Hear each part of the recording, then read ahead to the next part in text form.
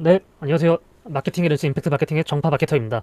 자, 오늘 주제 포지셔닝입니다. 내 제품을 어떻게 하면은 차별화시켜서 이 시장에서 살아남게 할 수 있을까? 내 제품을 어떻게 유일무이하게 만들 수 있을까? 그런 전략을 오늘 말씀드리려고 합니다. 오늘 이 영상 하나면 여러분들의 브랜드, 대표님들의 브랜드가 왜 맨날 가격 비교가 당하는지, 가격 비교에서 왜 밀리는지, 그리고 그걸 어떻게 하면 뒤집을 수 있을지를 다 알 수 있게 됩니다. 오늘은 제가 현장에서 매일 쓰고 있는 진짜로 쓰는 포지셔닝 프레임워크를 좀 끝까지 알려드리려고 합니다. 상품 기획과 컨셉 기획 중 어떤 거를 먼저 해야 되는지, 포지셔닝을 어떻게 두 번에 걸쳐서 설계해야 하는지, 그리고 경쟁사를 이기는 게 아니라 아예 다른 그라운드로 끌고 가는 법까지 자, 순서대로 알려드리도록 하겠습니다. 자, 마케팅팀은 왜 가장 만만한 부서가 되는 걸까요? 자, 주방에서 셰프보다 계급이 높은 유일한 존재가 하나 있죠. 바로 식재료입니다. 아무리 실력이 좋은 셰프도 재료가 쓰레기면 그날 요리는 답이 없습니다. 이커머스도 똑같습니다. 대표님보다 계급이 높은 존재 바로 제품입니다. 마케팅팀이 아무리 별 지랄 다 해도 왜 매출이 이래? 매출 뭐 있다고요? 너네 마케팅 똑바로 안 해? 그런 얘기 한 마리면은 그동안의 노력이 다 무너집니다. 자, 그런 경험 다 아마 마케터분들 아마 많이 겪어보셨을 겁니다. 그런데 이거는 애초에 마케팅팀의 무능이 아니고 애초에 마케팅팀이 하는 일에 대한 오해에서 옵니다. 마케팅은 없는 가치를 만들어내는 일이 아니에요. 있는 가치를 증폭시키는 일이지. 자, 그래서 오늘 강의는 그 있는 가치를 어떻게 하면 설계를 하고 어떻게 하면 증폭시킬 수 있을지 그거에 대한 내용입니다. 없는 가치를 있어 보이게 만들 수는 있는데 없는 가치를 과장되게 만들어 버리면은 그거는 과장 광고가 되는 거죠. 네, 조심하셔야 됩니다. 자, 이커머스 가격 비교 지옥 탈출하는 방법. 자, 상품 기획, 컨셉 기획 둘 중 하나. 지금 우리 브랜드에 필요한 건 뭘까요? 지금 이커머스 시장을 보면은 저렇게 요즘 제품 거의 다 좋아요. 안 좋은 제품 거의 없어요. 제품 비슷하고 상세 페이지 비슷하고 광고 카피도 비슷하고 혜택도 비슷하게 제시를 합니다. 이렇게 되면은 고객이 보는 기준은 딱 세 가지로 좁혀집니다. 가격, 리뷰, 배송. 이때부터 게임의 룰이 바뀝니다. 누가 더 싸게 버티느냐 싸움이 되는 겁니다. 결과는 뻔합니다. 마진은 줄고 광고비는 오르고, 광고비가 오른다는 건 CPC가 오르고 CAC가 오르고 LTV가 내려간다는 얘기죠. 그리고 마케터는 매일 구박을 받습니다. 그러면 우리 브랜드에 지금 필요한 거는 상품 기획적인 차별화인가 아니면 컨셉 기획인가? 여기서 영역 중에서 3개 중에 2개 이상 체크하면 그 전략을 우선적으로 가져가는 게 맞다라고 저는 보여집니다. 판단 규칙은 간단합니다. 상품 기획 신호가 2개 이상이면 비교 불가능한 차별적인 요소부터 설계를 하셔야 되고, 컨셉 기획적인 신호가 2개 이상이면 누가 어떤 상황에서 왜 사는지부터 정의를 하셔야 됩니다. 둘 다 2개 이상이면 컨셉을 먼저 고정한 뒤에 그 컨셉을 강화하는 상품 차별화로 연결하셔야 됩니다. 자, 먼저 상품 기획. 시장의 빈틈을 노리는 전략부터 가볼게요. 바르는 파라핀, 바르는 MTS, 오리넌 뷰티 디바이스 뭐 그런 것들이 있을 수 있겠죠. 이런 거는 공통점이 뭐냐면은 비교 자체가 어려운 구조를 만든다는 거예요. 예를 들어서 뭐 보통 평균 못해도 10만원 이상 되는 고가의 파라핀, 그리고 파라핀을 이제 쓰면은 손이든 발이든 계속 되고 있어야 되니까 아무것도 못하고 있죠. 그리고 켜야 되죠. 왁스 녹여져 불편하죠. 이런 제품 근데 바른 파스처럼 파라핀을 바른 파스처럼 그걸 짜서 바르면은 파라핀 찜질하는 건 똑같은 효과가 나온다. 이런 거는 비교 자체가 어려운 구조를 만드는 거죠. 자, 그 다음에 바르는 MTS 롤러라고 뷰티 디바이스가 있습니다. 근데 그거를 MTS 펜의 형태로 이렇게 만드는 그런 뷰티 디바이스 사례가 있습니다. 그리고 오리넌 뷰티 디바이스 이것저것 사기도 하나 더 비싼데 이것저것 막 사기도 어렵다. 근데 이걸 하나로 합쳤다. 그런 메리트가 있죠. 이런 제품들은 애초에 비교 자체가 어려운 구조를 만드는 거예요. 고객이 A를 사냐 B를 사냐 C냐 그걸 따지는 게 아니라 이건 뭐지 하는 호기심부터 시작을 하는 거죠. 이렇게 되면은 광고 소재 한 장으로도 클릭이 나오고 상세 페이지 설정도 씌워주고 후기와 사용 장면 자체가 콘텐츠가 됩니다. 소재 만들기도 더 쉽죠. 브랜드를 확정할 때도 논리가 끊기지 않고 결국 마케터가 제품에 끌려다니는 게 아니라 제품이 마케터를 돕는 구조가 되는 겁니다. 자, 그러면은 이거를 어떻게 14일 안에 실행하냐? 4일 동안은 일단 시장 조사를 하셔야 됩니다. 이 어떤 가격, 리뷰, 배송 정말 시장을 지배하고 있는가, 그리고 어떤 제품들이 팔리고 있는가 그걸 조사하셔야죠. 그 다음에 나머지 3일 동안은 어떤 차별화 포인트 한 개를 비교 불가능한 형태로 설계를 하셔야 됩니다. 제품 구성이든 사용 방식이든 패키징이든 번들이든 뭐랬든 하실 수 있겠죠. 뭐 뷰티나 건기식이면은 뭐 조금 약하다고 볼 수는 있겠지만 남들이 잘 안 쓰는, 잘 모르는 성분을 쓰는 것도 포인트가 되시는 거죠. 근데 마케팅을 못 하시는 대표님들은 절대로 희귀 성분 그런 거 쓰시면 안 됩니다. 마케팅 못 하시기 때문에 그런 거 쓰면 더 어려워집니다. 다음에 8일부터 14일까지는 상세 페이지 첫 화면, 그러니까 오퍼와 상황과 신뢰를 재구성하고 광고 훅 3가지를 테스트할 수가 있겠죠. 그럼 이 14일이 끝나면은 나와야 되는 건 산출물 딱 2가지입니다. 비교 불가능한 차별 요소 1개를 한 문장으로 정리한 거, 그다음에 그걸 증명할 수 있는 근거 3가지, 그리고 첫 화면 3초 안에 무슨 제품을 파는지, 이게 나랑 무슨 상관이 있는지, 그리고 이게 믿을만한지를 노출시켜주는 최상위 카피 필요한 겁니다. 자, 선색과 구조로 제품 새롭게 팔기. 저는 사실 솔직히 이 컨셉 차별화 전략이 훨씬 더 메리트 있고 그게 더 쉽다라고 생각합니다. 그리고 솔직히 요즘 시장에 있을 만한 건 다 있어서 기획적인 차별화로 뭔가 가져가기는 매우 어렵다라고 생각이 들고, 그리고 기획적인 차별화 하나만으로 팔리는 거는 굉장히 어렵다라고 생각을 합니다. 그래서 저는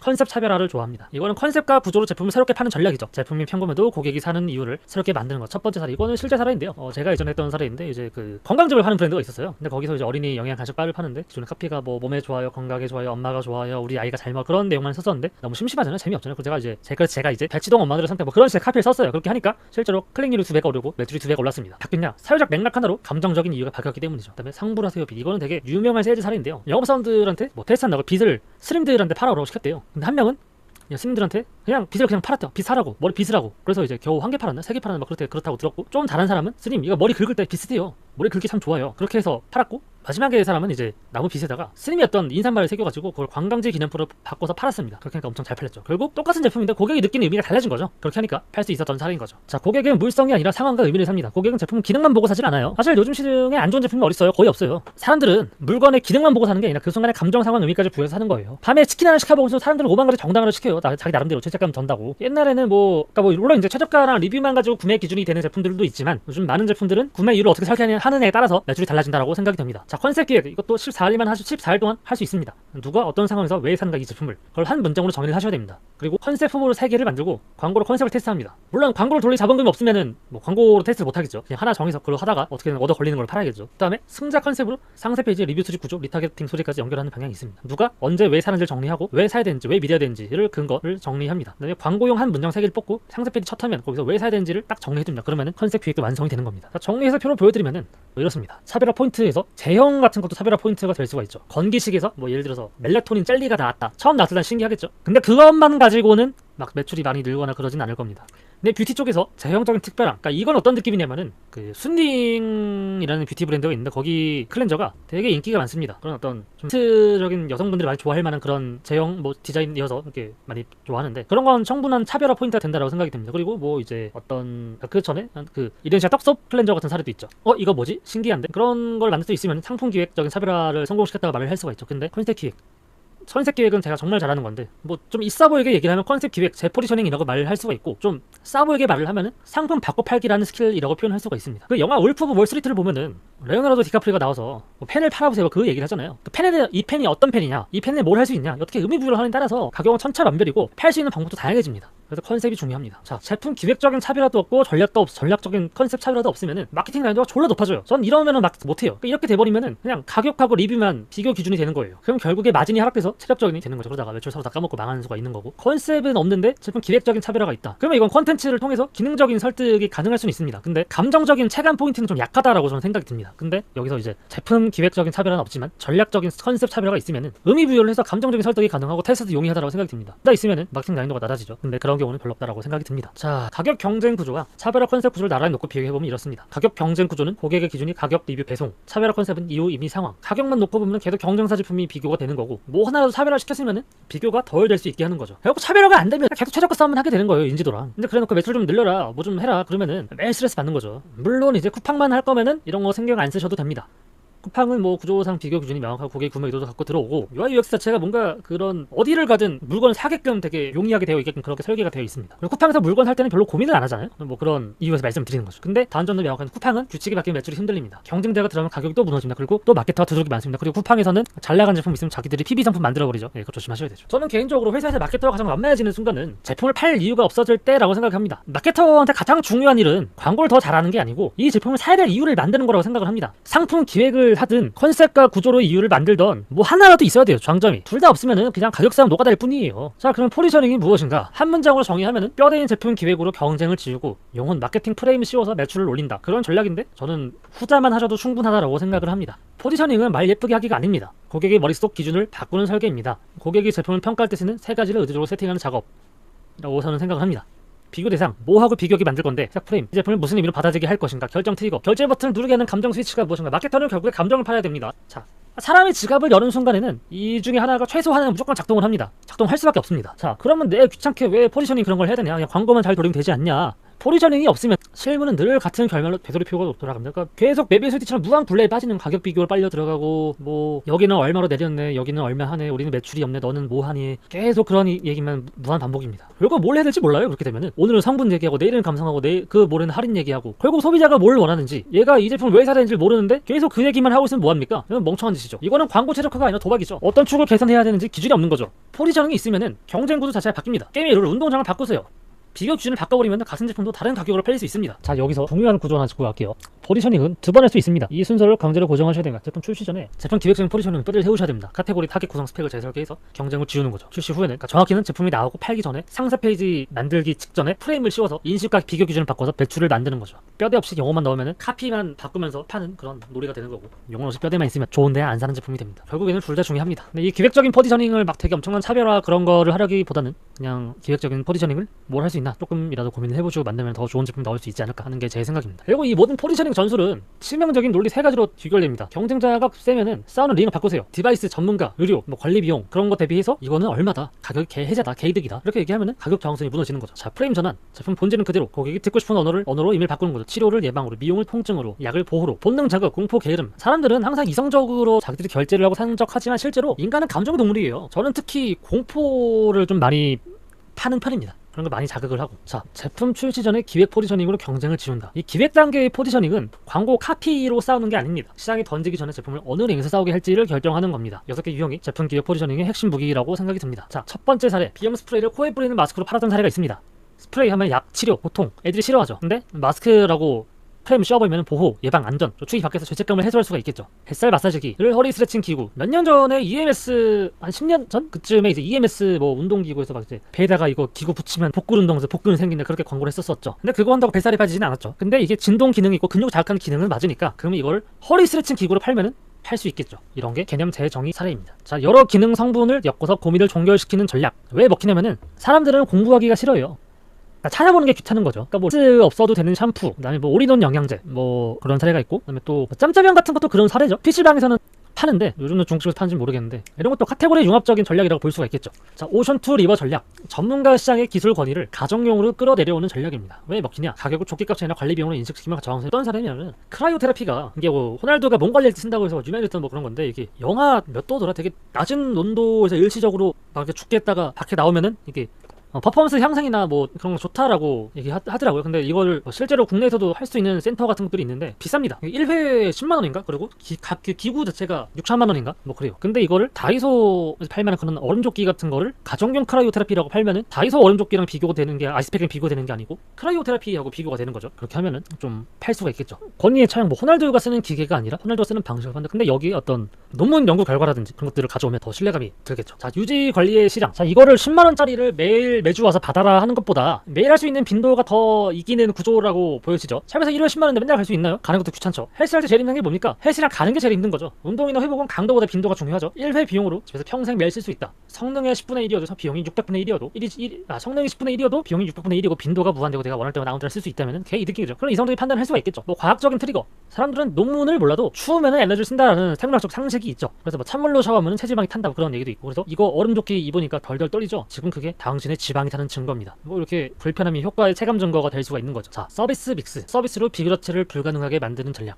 왜 먹히냐? 제품 비교가 시스템 비교로 바뀌면서 귀찮음 해결이 되는 거죠. 그리고 락인이 동시에 걸리는 겁니다. 사례는 혈당계의 시험지 정기 구독을 붙인 사례입니다. 부모님 혈당 관리를 위한 시험지를 맨날 사러 가는 게 귀찮은데 우리 거 혈당계 사면 우리가 시험지 정기 구독까지 알아서 해줄게요. 그리고 여기 부모님 이야기를 하면서 감성 스토리를 한 스푼 더 하면은 전환율이 올라갈 수 있겠죠. 기계는 믿기고 진짜 수익은 소모품 구독에서 장기적으로 발생하는 거죠. 자, 컴플렉스와 공포 해결. 기능이 아니라 결핍 두려움을 해결하는 전략입니다. 지금의 고통보다 영원히 남을 낙인이 더 두렵다. 여드름은 며칠이면 사라져요. 일시적인 트러블이죠. 그리고 병원을 가야 됩니다. 근데 당신의 흉터 자국, 페인 흉터, 그거는 평생 가는 낙인입니다. 이거는 뭐 성형외과를 가야 돼요. 뭐 그런 거 하나로 사회활동에 제약이 생기고 얼굴에 조금 긴 큰 흉터라도 있으면은 뭔가 얘 좀 안 좋은 일을 했나보다, 그런 고정관념도 생기고 화장만 가지고는 안 가려지죠. 그래서 뭐 흔적 크림 같은 거를 팔 수가 있겠죠. 뭐 실제로 효과가 있느냐 없느냐는 다른 얘기겠지만 당신의 인생에서 중요한 순간에 당신의 어떤 부주의한 실수 때문에 생긴 안 좋은 흔적이 그 일을 망치고 싶게 만들고 싶냐? 그걸 싫으면은 우리 흔적 크림을 사라. 뭐 그런 식으로 갈 수가 있겠죠. 고정관념 파괴. 시장의 1등 전제를 리스크로 전환시키는 전략. 왜 먹히냐? 시장 전체를 찝찝한 선택으로 만들면 나는 안전한 대안이 되는 거죠. 파라핀 베이스를 스테인레스로 재질을 바꿨다. 그러면서 기존 플라스틱 파라핀 베이스의 위험성을 강조하면은 나 혼자만 차별화가 되는 거죠. 그리고 뭐 계면 활성제, 설탕, 인공 감미료, 뭐 다 그런 것들 다 리스크로 만들 수도 있겠죠. 네. 자, 출시 후 포지셔닝, 같은 제품 다른 매출. 마케팅 프레임 씌우는 거는 뭐 말장난이 아니에요. 물론 마케팅 자체 말장난이라고 얘기하면 뭐 할 말은 없는데, 이거는 제품을 안 바꾸고도 고객의 인식과 비교 기준을 갈아 끼우는 작업이죠. 6개의 유형, 타겟, 메커니즘, 가치, 권위, 콘텐츠, 리스크, 리버설, 이 중에 하나만 건드시면 됩니다. 자, 아까 말씀드렸던 대치동 엄마들의 선택. 맛, 영양 너무 흔해요. 그 맛, 영양 그걸로 가면은 그 약국에 파는 그 조그만 그 뭐 사탕 같은 영양제 뭐 그거랑 뭐 비교가 안 되죠. 새콤달콤처럼 생긴 비싼 거. 근데 이거를 대시동 엄마들이 다 이걸 선택했다. 그러면 눈 돌아가죠. 다 뭐 상황이 그 디그레생이 간식이 아니라 상위 집단의 기준이 되는 거죠. 그러니까 뭐 요즘 유행하는 어떤 툴 같은 것도 뭐 바이브 코딩 개발자들의 어떤 실수품, 뭐 바이블, 뭐 그런 식으로 포장을 하면은 이렇게 뭐 달라질 수가 있겠죠. 타겟을 바꿨는데 잘 보면은 간식인데 이거는 우리 아이의 몸의 성장과 성적으로 직결이 되는 간식이다. 그런 의미가 잠재적으로 내포가 되어 있죠. 그리고 대치동 엄마들이 다 이걸 선택했는데 내가 우리 애한테 이걸 안 먹여주면은 뭔가 아마 뒤처질 것 같고 나 뭔가 게으른 엄마가 될 것 같은 그런 느낌이 들잖아요. 그래서 저는 이런 거를 동시에 그런 게 동시 작동한다라고 생각이 듭니다. 자, 이것도 제가 컨설팅했던 사례인데요. 평범한 시카토너 제품을 TD 잠금 장치라는 펜네임을 만들어서 프레임을 씌웠습니다. 시가 토너는 시장에 많습니다. 완전 메이저 브랜드하고 비교가 되는 순간 패배합니다. 그리고 이 제품보다 더 싼 제품들도 있었죠. 그거랑 비교가 되는 순간 패배하는 거죠. 그래서 이 제품만에 한 필요했고 PD 잠금 장치로 포지셔닝을 했습니다. 그래서 근데 거기에 희귀성분을 증거로 1대 빙을 하면은 이거는 포지셔닝이 말이 아니라 증명 가능한 메커니즘이 되는 거죠. 조금 비하인드 스토리 말씀드리면은 이 제품은 PD 잠금 장치다. 근데 다른 애들은 그냥 불이 나면은 불 끌어가는 소화기다. 우리는 애초에 원천 차단한다. 원인 자체를. 그 증거가 이 성분이다. 이 성분 비싸. 취급하기도 어려워. 그리고 잘 안 써. 그리고 넣더라도 되게 조금인데 우리는 그걸 이만큼이나 썼어. 그냥 그렇게 얘기를 한 거죠. 그다음에 가치 프레임. 제가 대학 시절에 학교 옆에 더덕동동주를 파는 가게가 있었어요. 근데 저는 이제 거기 가게를 그거를 이제 팔 수 있다 그러면 뭔가 신선들의 포션 같은 느낌을 팔 것 같아요. 거기 가게가 되게 특이했는데 가게 안에 조그만 물레방아 있고 진짜 조그만 폭포가 있고 막 이제 조선시대 주막 감성이고 좀 술이 달거나 쓰거나 둘 중 하나인데 그거는 뭔가 먹으면 내가 몸이 건강해진 느낌이 들고 뭐 그랬던 기억입니다. 그래서 이거를 저는 포션으로 격상을 할 것 같아요. 그래서 막걸리 경쟁이 아니라 의식 세계관 경쟁으로 바꿀 것 같아요. 그러면 비교 자체가 불가능해지겠죠. 자, 한우 브랜드를 한다고 하면은 저는 제 부모님의 제 고향을 횡성으로 바꿔버릴 겁니다. 그리고 뭐 흑백 요리사 같은 그런 요리 서바이벌에서 화제가 되는 셰프를 모델로 써서 마케팅을 할 것 같아요. 고기 맛있어요. 근데 왠지 모르게 횡성 한우다. 그리고 나폴리 마피아가 직접 골랐다. 그러면은 얘기가 달라지잖아요. 그래서 이 고기의 출처, 원산지, 그리고 혈통, 그리고 상징성까지 결합해버리면은 이거는 비교가 불가능해지죠. 자, 5번째 콘텐츠 브랜드. 아까 한우 브랜드 케이스인데 이거를 그냥 고기만 파는 게 아니고 일상에서의 완벽한 미식 경험을 만들어주겠다. 뭐 그런 컨셉으로 갈 것 같아요. 너를 방구석 파인다이닝 셰프로 만들어줄 거다. 일단 패키징은 고급스럽게 해야겠죠. 그리고 패키징이 QR코드 넣어놔서 QR코드 찍으면은 그런 우리가 모델로 쓰는 셰프가 얘기하는 조리법 레시피들을 정말 초 디테일하게 유튜브 콘텐츠로 찍어서 그거를 이제 같이 파는 거죠. 그리고 이거를 하면은 사람들은 고기를 사는 게 아니라 파인다이닝급의 요리를 실패하지 않는 방법을 사게 되는 거죠. 결국에. 자, QR코드 영상까지 붙여버리면은 실패에 대한 공포를 컨트롤할 수 있게 되는 거죠. 브로셔만 주면 못 따라해요. 불을 중불로 하세요. 뭐 올리브유를 어떻게 돌리세요. 뭐 해봤자 못해요. 잘. 책 브로셔 주면 버려요. 근데 이거를 하면은 실패 공포가 그대로 유지가 될 수 있는 거죠. 야, 실패 공포가 그대로 유지가 되는 건데 QR코드를 해버리면은 실패에 대한 두려움을 제거할 수가 있는 거죠. 못 구우면 요리 포기해야 된다로 공부를 살짝 당기고 그래도 이 패키지면 너는 실패 안 할 수 있다. 그렇게 안심을 시킬 수 있는 거죠. 불안을 만든 사람이 해결을 주면은 설득력은 폭발하는 거죠. 결국 이게 리스크 리버설의 본질이라고 생각을 합니다. 자, 실무용 체크리스트는 이렇게 하시면 됩니다. 이 6개의 뼈대부터 고등 6개의 포지셔닝 중에서 한두 개를 골라서 경쟁이 사라지는 링을 만드세요. 영어는 2개에서 4개를 겹치세요. 타겟, 권위, 콘텐츠, 리스크 리버설을 같이 쌓으면 비교가 불가능해집니다. 마지막 룰. 포지셔닝 한 문장에는 1대1로 매칭되는 증거가 있어야 됩니다. 증거 없이 과장하면은 시첫 구매는 나오더라도 반품하고 CS 터집니다. 재구매 안 나옵니다. 커머스는 결국 재구매가 중요하죠. 자, 3번째 파트. 압도적인 전환을 만드는 포지셔닝, 대체재 파괴와 공공의적 설계. 싸움의 룰을 직접 설계하지 않으면 남이 만든 링 위에서 소모전을 벌일 뿐입니다. 우리 제품 더 좋아요. 이건 왜 안 먹힐까? 시장은 무한 경쟁인데 고객이 인식할 수 있는 룸, 머리에 있는 룸, 그리고 지갑은 한정되어 있죠. 시간도 한정되어 있죠. 내 상품, 내 브랜드를 노출시키는 지면도 한정되어 있죠. 내 브랜드가 선택받으려면 필연적으로 누군가의 파일을 빼앗아야 됩니다. 그런데 대부분의 브랜드는 우리 제품이 더 좋습니다 라고만 얘기를 합니다. 고객의 스크롤을 멈추고 결제 버튼 누르게 만드는 진짜 힘은 치밀하게 계산된 대체재, 파괴, 그리고 분노를 자극하는 공공의적 프레임에서 나오는 겁니다. 자, 포지셔닝의 심연, 지갑의 축을 바꾸는 비교 대체재의 설계. 경쟁사 제품을 옆에 두고 스펙을 비교하는 건 하수의 방식입니다. 진짜 대체재 설계는 고객이 예상을 집행하는 카테고리 자체를 재정의 하는 겁니다. 비교 대상이 달라지면은 고객이 허용하는 가격의 한계선이 완전히 달라지는 거죠. 실전 프레임워크, 카테고리 시프트. 일단 이거를 하시려면 고객이 이 제품을 봤을 때 무의식적으로 떠올리는 본급의 경쟁자 리스트를 리스트업 하셔야 됩니다. 그리고 걔네들하고 싸우는 건 포기하셔야 됩니다. 제일 하면 안 되는 게 그냥 뭐 평범한 화장품 하나 팔면서 피부과하고 비교하는 거. 그러니까 피부과를 덜 가도 된다는 먹힐 수가 있는데 이거 하면 피부과 안 가도 돼요. 그렇게 얘기하면은 그거는 멍청한 짓입니다. 결국 같은 선상, 그리고 나보다 상위의 제품 서비스하고 같은 선상에서 싸우면은 최저가 경쟁, CPC 치킨 게임, 인지도 싸움으로 빠집니다. 고객의 진짜 문제 기준으로 대체재를 격상시키세요. 고가 마케팅 교육 프로그램 대체재를 저렴한 VOD로 설정하시면은 가격 저항이 고객의 진짜 문제 기준으로 대체재를 격상시키세요. 고가 마케팅 컨설팅 프로그램의 대체재를 저렴한 VOD 강의로 설정하면 가격 저항이 생길 수가 있겠죠. 대신 로아스가 박살난 채 날리는 광고비, 그리고 잘못된 교육을 날린 6개월을 이 VOD 강의로 대체하실 수 있습니다. 그리고 다음 달 광고비 1000만원을 세이브해줄 실전 지침서, 이 비교 대상 하나로 가격 한계선이 바뀌는 거죠. 자, 공공의 적을 발굴하는 3가지 유형. 가장 흔한 실수, 가장 잘못하고 있는 거는 이거는 우리가 낫다, 저거는 쟤네가 낫다, 그러면서 그래도 우리가 이건 낫다, 뿌듯하다, 그렇게 하고 있으면 답이 없습니다. 무조건 상대방의 약점을 공략하셔야 됩니다. 그리고 거기서 상대 고객들이 가장 분노와 피로가 되는 느낌의 지점을 적으로 설정하세요. 안티테리 타겟팅이라고 할 수도 있겠죠. 거만한 블레드, 레이지 리더. 업계 이 제품, 뭐 남들 다 아는 브랜드, 그런 브랜드 제품들의 크롤링에서 별점 1, 2점짜리 제품만 1, 2점짜리 리뷰만 뽑아내세요. 그리고 대형 기업 특유의 시스템적인 불통, 고객 기반적인 행위, 혁신 없는 낡은 방식, 섬신하지 못한 발상, 그런 것들 찾아내세요. 그리고 우리는 이런 걸 해결을 했다. 그 근거는 이러이러하다. 근데 아직도 이런 거 쓰고 있을 거야. 그렇게 얘기를 할 수가 있겠죠. 자, 본질을 흐리는 허상, the false prophet, 가짜 허수아비라고 얘기할 수가 있겠죠. 그러니까 뭐 화장품 경매직 시장처럼 과장 광고가 판치는 곳에서 잘 쓸 수 있다라고 생각이 드는데, 경쟁사들이 소구하는 그런 어떤 화려한 부원료나 감성 브랜딩 그런 것들의 이면에 텅 빈 슬쩍 파고 있다. 이들어 뭐 화장품 하면 PDR은 그런 걸 많이 쓰잖아요. 근데 이제 요새는 뭐 NAD라든지 그런 것도 좀 뜨고 있고, 뭐 다른 신규 성분들이 여러 가지 있겠죠. 근데 그런 걸 기반으로 이게 아니라 이거를 해야 된다. 이거 의미 없다. 논문에 나와 있다. 그렇게 얘기할 수도 있고, 뭐 되게 복잡한 성분표로 뭔가 본질을 가리려 하는 것들이 있는데, 그런 것들 까면서 우리는 핵심 성분 단 하나만 강조합니다. 그렇게 얘기할 수가 있겠죠. 그러니까 broken system, 특정 경쟁사가 아니라 업계 전반의 고질적인 문제를 적으로 삼는 거죠. 명확한 어떤 PDCA 사이클 같은 거 없이 느낌표현에 의존하는 주먹구구식 마케팅 관행자를 타격하는 거죠. 아직도 감에 의존해서 예산을 태우십니까? 철저하게 대표로 증명된 시스템만 남겨진다. 그리고 저희는 대표가 모든 광고 계정 직접 관리합니다. 광고도 제대로 못하는 신입한테 광고를 맡기시겠습니까? 아니면은 마케팅 컨설팅까지 같이 해주는 임팩트 마케팅 대표한테 광고 계정을 맡기시겠습니까? 뭐 이런 식으로 갈 수가 있겠죠. 자, 그럼 상세 페이지 구조. 상세 페이지 제일 먼저 해야 될 거는, 저는 영순위, 우리는 이런 곳이다, 그걸 먼저 선언을 해야 됩니다. 거기에 포지셔닝적인 메시지가 들어가야 되고, 일단은 후에서 적을 먼저 소환해야 된다. 문제 되게 찔러야 돼요. 뭐 했는데 아직도 뭐 하세요? 뭐 이런 거 다 해보셨죠? 별로 소용 없으셨죠? 그리고 이런 방식은 결국 실패할 수밖에 없었습니다. 왜 그러냐면, 이렇게 해가지고 결국에는 뭐 자동화를 한다고 했지만 결국 실행은 여러분 몫이었습니다. 자, 근데 저희는 다릅니다. 새로운 시대를 열어드립니다. 새로운 세계를 경험시켜드립니다. 그 근거는 이러이러합니다. 그렇게 얘기를 하면 상세 페이지 전반은 구조가 만들어지는 거죠. 상세 페이지는 자랑을 하는 데가 아니에요. 설득을 시키는 곳이지. 자, 해외 사례로 보는 물 브랜드 포지셔닝 사례입니다. 이 네 번째 파트는 지금까지 배운 거를 실제로 확인하는 사례 시간입니다. 해외 사례를 보는 물 브랜드 포지셔닝. 똑같은 물인데, 상가수 같은 물인데 그걸 다르게 판 거죠. 자, 리퀴리스 너무나도 유명하죠. 평범한 물은 멋이 없다.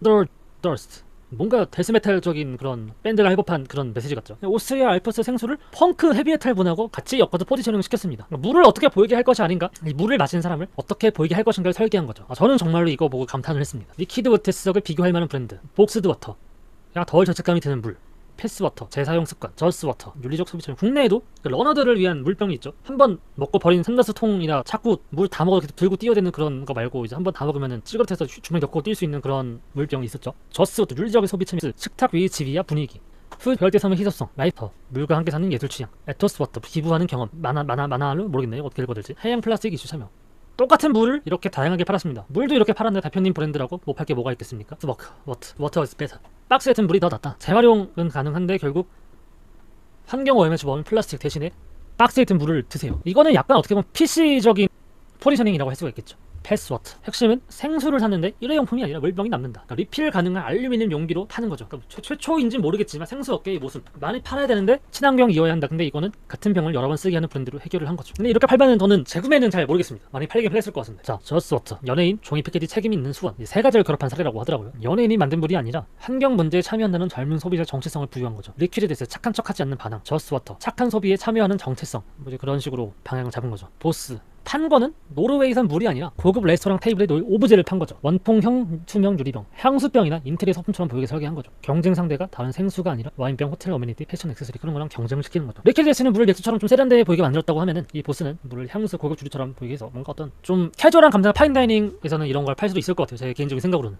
피지워터, 투썸 가면 파는 거죠. 여기는 컨셉이 사람의 손이 닿지 않은 열대섬의 물, 뭐 그런 컨셉으로 판 거죠. 뭐 실제인지 아닌지 모르겠지만, 뭐 실제로 다른 일반적인 유명한 수원지하고 비교했을 때 술을 채 설명을 못해도 왠지 이 이미지가 더 깨끗하고 비쌀 것 같다는 연상으로 프리미엄 되는 거죠. 라이프퍼. 뭐 생수병을 신진 작가의 전시 공간을 만들었다라고 하더라고요. 그냥 생수가 아니라 라벨을 껴서 뭔가 어떤 하나의 예술처럼 뭐 계속 그런 사례라고 하는데, 계속 이게 패키지가 라벨이 바뀌니까 계속 신제품 역할을 하는 거죠. 자, 에토스워터. 물을 사는 행동 자체에 기본 명분을 붙였다. 여기는 판매액 일부를 식수 지원 사업에 쓰는 구조라고 하는데, 내가 물을 사는 행위 자체가 좋은 일에 돈이 들어가는 거다. 그런 감정까지, 좀 우월한 감정, 도덕적 우월감까지 살 수 있게 해주는 그런 명분을 붙인 거죠. 근데 이게 뭐 금액이나 수원 환경 영향이 뭐 문제 생기거나 그러면은 역풍이 생길 수가 있겠죠. 영화 아쿠아맨으로 유명했던 제이슨 모모가 참여했다라고 하네요. 알루미늄 패키지와 해양 플라스틱 문제를 연결시켰다. 비주얼이 파도, 바다 3에 집중했다. 제품 구매가 플라스틱 대신에 알루미늄 알루미늄을 선택하고 바다를 지키는 행동처럼 느껴지게 설계를 했다. 근데 사업 규모로 성공이 선정된 사례라기보다는 셀러브리티 미션 디자인 결합형 참고 사례로 보는 게 더 맞을 것 같습니다. 여기는 이 사례들은 결국 물을 판 게 아니에요. 리퀴드에서 상황을 판 거죠. 워터 패스포, 용기를 제품으로 만든 거죠. 저스워터 에프스, 마날랄루, 구매를 신년 표현을 만든 거죠. 문화적 취향을 물에다 붙인 거죠. 피지워터 보스, 산지를 판 거죠. 가장 중요한 차이, 리퀴드에서는 단지 패키지를 특이하게 만든 게 아닙니다. 물을 어떻게 보이게 할 것인가가 아니라 물을 마시는 사람은 어떻게 보이게 할 것인가를 설계한 겁니다. 그래서 해골이나 검은 캔을 그대로 따라하면 대부분 리퀴드에서 짝퉁이 되고 아류가 되는 거죠. 그래서 함부로 따라하면 안 되는 거죠. 자, 그럼 한국 시장에 적용한다면 어떻게 질문을 던져야 할까요? 회식 자리에서 술 대신에 들고 있어도 민망하지 않은 물인가? 헬스장에서 뭔가 있어 보이는 장비처럼 보이는 물인가? 아니면 업무 집중을 상징하는 물인가? 팬덤이 수집하는 굿즈형 물인가? 행사나 공간의 정체성을 보여주는 물인가? 병을 버리지 않고 계속 사용하게 만드는가. 이런 특수한 컨셉이 성공한 생수는 물에 스토리를 붙인 게 아니고 그냥 물을 고르는 새로운 이유를 만든 겁니다. 자, 오늘의 강의 현장 요약. 이카머스는 그냥 하면은 가격 비교 지옥으로 수렴한다. 그래서 상품 기획이나 컨셉 기획으로 팔 이유를 만들어야 된다. 포지셔닝은 뼈대와 영혼 두 번에 걸쳐 설계한다. 비교 대상을 바꿔서 자치자를 파괴시키고 공공의 적을 파괴해야 공공의 적을 비난해야 고객의 지갑이 열린다. 결국 모든 전술은 일로 한 마케팅 프레임 문장과 프루프가 연결되어야 된다. 결국 싸움의 룰을 지배한 자가 승리한다고 생각합니다. 저는 뛰어난 마케터는 경쟁사가 만들어 놓은 링 위로 올라가지 않습니다. 제 얘기죠. 저쯤 뛰어난 마케터는 경쟁사가 만들어 놓은 링 위로 올라가지 않습니다. 자신만의 링을 만들고 경쟁사를 그 링 위에 악당이나 낡은 유물로 끌어내립니다. 비교를 치밀하게 설계하고 공공의 적을 타격하는 것, 이것이 정보의 홍수 속에서도 고객이 내리 브랜드 깃발을 가장 빠르고 깊이 꽂는 방법이라고 생각합니다. 자, 그럼 여기까지 했습니다. 감사합니다.